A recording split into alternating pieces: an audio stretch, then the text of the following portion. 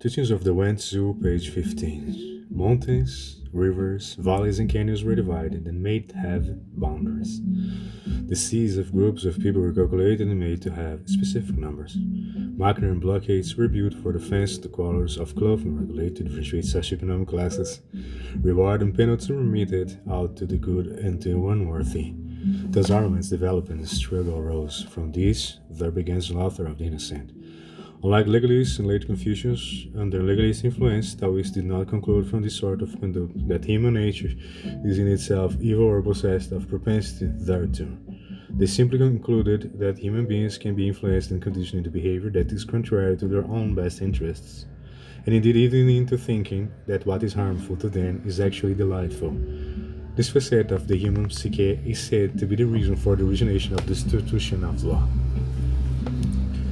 The law does not descend from heaven, nor does it emerge from earth. It is invented through human self-reflection and self-correction. If you truly arrive at the root, you will not be confused by the branches.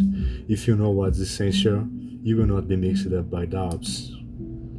For the very reason that its premises are based on qualities of human character that may appear in anyone of any social class or status, Taoist legalism insists on equality before the law in principle and practice. This principle is also rooted in a sort of operational necessity, the pragmatic fact that the law cannot fulfill its function properly or adequately under any other condition. What's established among the lower echelons is not to be ignored in the upper echelons. What is forbidden to the people at large is not to be practiced by privileged individuals.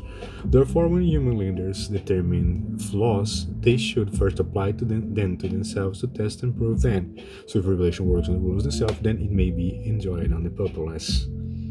Although both recognize the law of both personality, there remained a critical distinction between Taoist and non-Taoist legal theory in ancient China. For the Taoist, although the law is a bold question of individual social status, it still is not an absolute ruler. An ultimate must have its source in what is right and just for the time, place, and people it's designed to serve, and the letter of the law itself cannot be its own criterion over time, without the active interpretation and input of authentic insight. Laws and regulations are to be adjusted according to the morals of the people. Instruments and machines are to be adjusted according to the changes of the times. Therefore, people who are constrained by rules cannot participate in planning of new undertakings, and people who are sticklers for ritual cannot be made to respond to changes. It is necessary to have the light of individual perception and the clarity of individual learning before it's possible to master the way in action.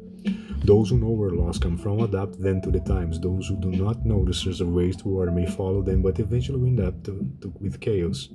To sustain the imperative and bring order to chaos is not possible without wisdom. As far as talking of precedents installing the ancient are concerned, there are plenty of ignorant muses who do that.